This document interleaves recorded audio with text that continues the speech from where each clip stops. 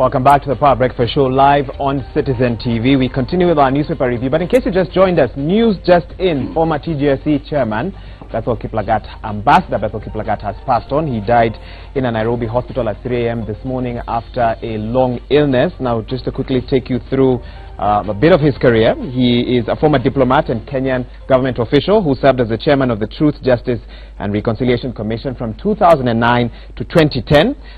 Kenya's special envoy also to the Somalia peace process from 2003 to 2005. He headed the board of the African Medical and Research Foundation from 1991 to 2003. Prior to that, he served in the then President Daniel Arap Moi's government for 13 years. That's from 1978 to 1991 as Kenya's ambassador to France, High Commissioner to Britain, and Permanent Secretary in the Ministry of Foreign Affairs. Kiplagat is also the founder and former Executive Director of Africa Peace Forum.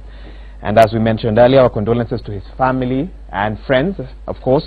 And this coming at a time when Kenyans have lost a lot of leaders who've ruled in previous times, and shocking news for many. But that is the information that we have right now. We'll continue updating you on this as and when we get that information. But just in case you've just tuned in, the former TGSC chairperson, Ambassador Bethel Kiplagat, has passed on at age 81 at a Nairobi hospital after a long illness.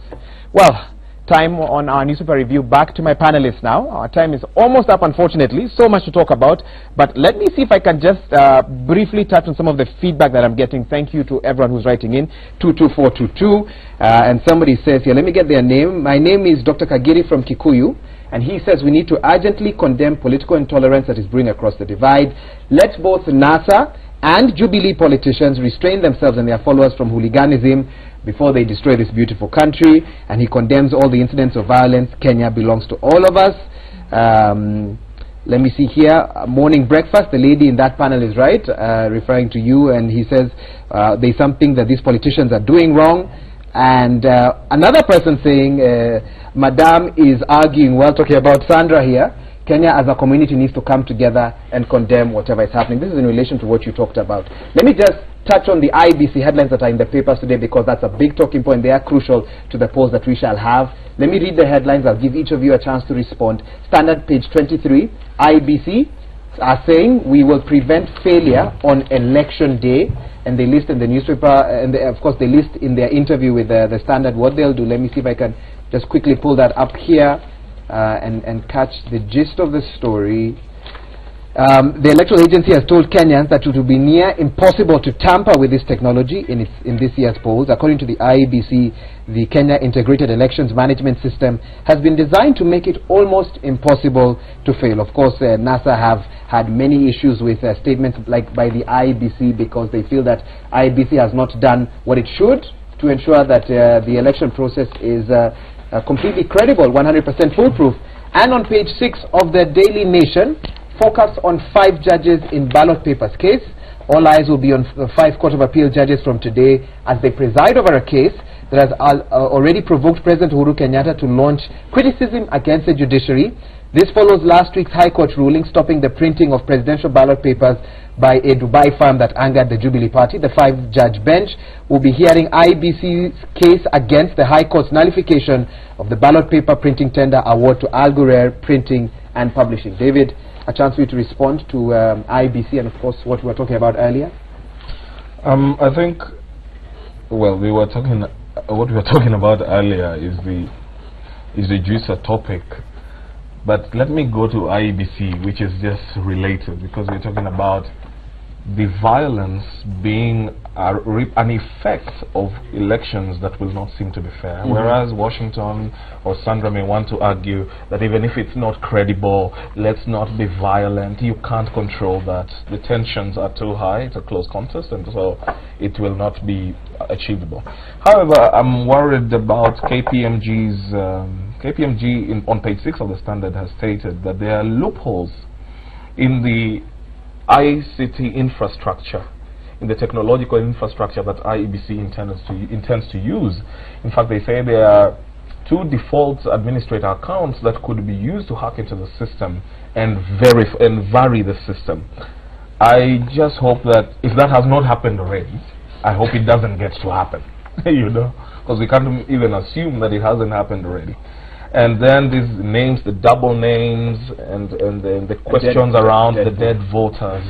You know, we need to deal with them with a finality. You have Kenya National Bureau of Statistics indicating very clearly that in the last 4 years we expect to have lost about 1.2 to 1.4 million people by death. However, IBC tells us how there are only 97,000, and it's problematic. We hope that by the time we get to the election, we are able to have this settled and rested. I'm sorry, I'll have to cut you off because of time. Sandra, your closing statement? I'd say I'd like to congratulate the IBC to a large extent. I think it's doing a good job. And even the former commissioners have said that the IBC is doing much better than it did in 2013 and even in 2007. There's more transparency, there's more... David at least is agreeing with you yes. on that one. Carry on. No, I agree that there's more transparency, there's more cooperation, they are more reachable, and I think it's a good thing. They are currently facing their challenges, but then we hope that these processes will be respected and given time to mature. But moving forward, based on the credibility issues that David is highlighting, I think it's important for us, and we've said this before, try and build some sense of trust within our institutions. And if you are going to relate this to violence, based on the discussions we are having, I think let us be better citizens. And I think I'll start with you, David. If you are so convinced that there's going to be violence because of the election, be the better citizen. Tell us who is planning, where it's being planned, and how they are planning to execute it, so that we are dealing with facts as opposed to perceptions and spreading I see you're going to get David to respond, so I need to cut you off there. Washington, closing statement? I think IBC has done the best they could under the circumstances. The commissioners were hounded out of office, a new one appointed barely 1 year to elections. They have had, between then and now, they have had nearly 34 cases filed against IBC by NASA and or their surrogates. They have been defending case after case. Procurement has been stopped at every junction. Everything they do has been scrutinized and made to look bad. But despite all that, IBC has still been capable of giving us a register. They have been capable of giving us KIMS, giving us technology that we've tested now twice. Everything is working. The loopholes that are pointed out in the KPMG audit have been addressed. They have established a modern data recovery center at Bomas.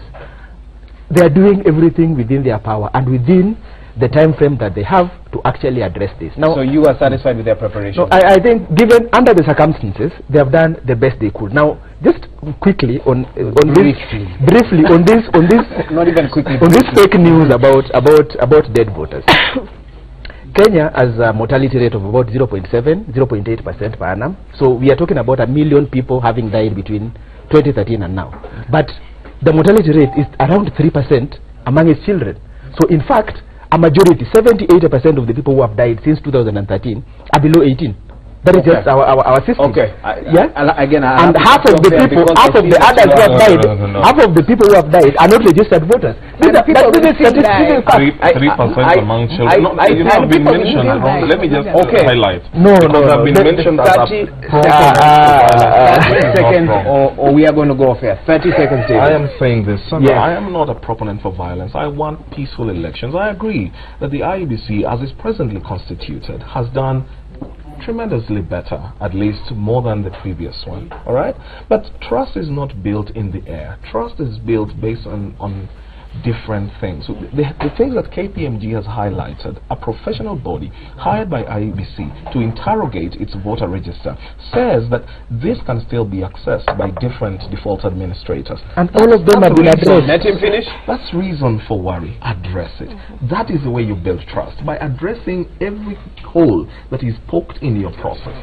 That way then you build trust among different segments of this country, and that's how you achieve peace. You achieve peace by building trust. Once you are trusted, then people let you do your job, and whether they win or lose, then they say, you know what, we trust that you did a good job. Thank you, David. David Ostiani, Public Policy Analyst, thank you for joining us on the program today. Sandra Ochola, Governance Analyst, thank you so much. Washington Makodingo, always a pleasure. Political Analyst, also for taking time to be with us here today. That's the end of Newspaper Review for today, live on Citizen TV. But don't go anywhere, we've got so much more lined up for you, and some amazing music as well to take you through to your weekend.